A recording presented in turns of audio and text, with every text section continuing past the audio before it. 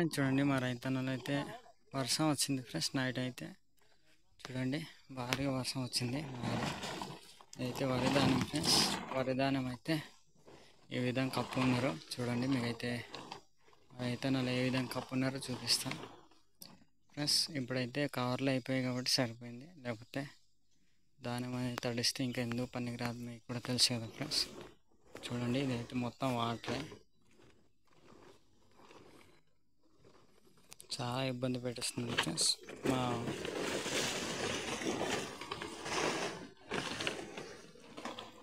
Friends చూడండి, లోపల అయితే ఏ విధంగా ఉంది, వాటర్ అయితే కొద్దిగా వెళ్తుండింది చూడండి.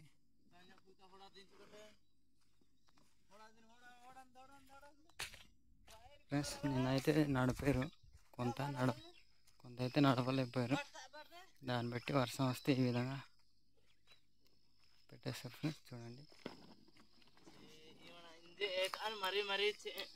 భారీ పెద్ద వర్షం వచ్చింది ఫ్రెండ్స్. మా ఏరియా అయితే చూడండి, వాటర్ అయితే అక్కడ వెళ్ళిపోతుండింది వాటర్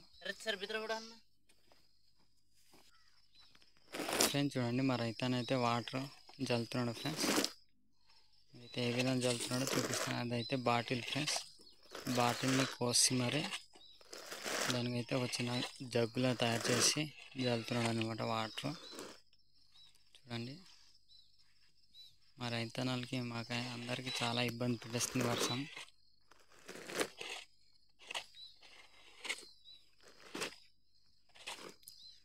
ఫ్రెండ్స్ అదైతే గుడిసె ఫ్రెండ్స్. చూడండి ఈ ధాన్యం కాయడానికి గుడిసె అయితే తయారు చేస్తుంటారు. అయితే ఆ గుడిసె లోపల ఏ విధంగా ఉంటుందో చూపిస్తాను నేను. మా ఏరియా గుడిసెలు అయితే ఈ విధంగా ఉంటాయి అన్నమాట.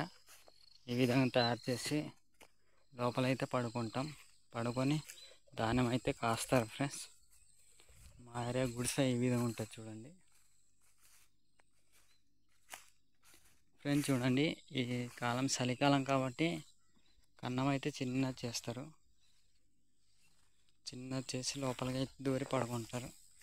చూడండి లోపలైతే చాలా వెచ్చగా ఉంటుంది ఫ్రెండ్స్, ఎందుకంటే ఇది మొత్తం గడ్డి కాబట్టి లోపలైతే వెచ్చగా ఉంటుంది. చూడండి అదైతే దుప్పటు ఫ్రెండ్స్. నిన్న వర్షం వచ్చింది కాబట్టి దాన్ని బట్టి అయితే కొంత గడ్డి అయితే వేయలేదు పైన. నేనైతే ఈ గుడిసెని ఏ విధంగా తయారు చేస్తారో నెక్స్ట్ వీడియో తప్పకుండా పెడతాను ఫ్రెండ్స్, ఎందుకంటే మా ధాన్యం కూడా ఇంకా తేయలేదు. చూడండి పైన అయితే ఆ విధంగా ఉంటుంది.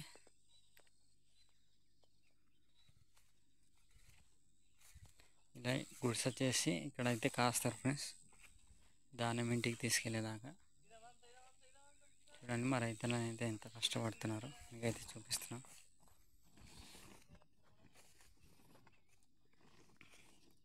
ఫ్రెండ్స్ కొన్ని ఎగరేసినవి, కొన్ని ఎగరేయనివి.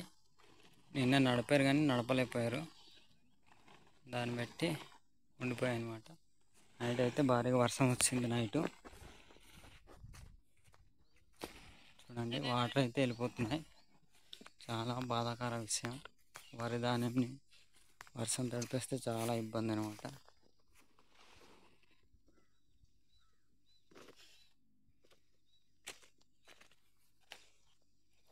ఫ్రెండ్స్ చూడండి మా రైతన్న అయితే ఆ వాటర్ అయితే గుడ్డతో క్లీన్ చేస్తున్నాడు అనమాట, లేకపోతే ఆ ధాన్యం దగ్గర వెళ్ళిపోద్ది కాబట్టి గుడ్డతో అయితే నీట్గా చేస్తున్నాడు ఫ్రెండ్స్. చూడండి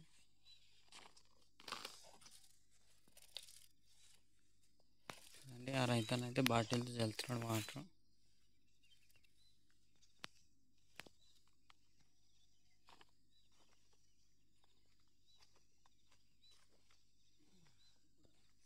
సరే ఫ్రెండ్స్, ఇలాంటి వీడియోలు మరెన్నో కావాలంటే లైక్ చేయండి, ఫాలో చేయండి, మర్చిపోద్దు.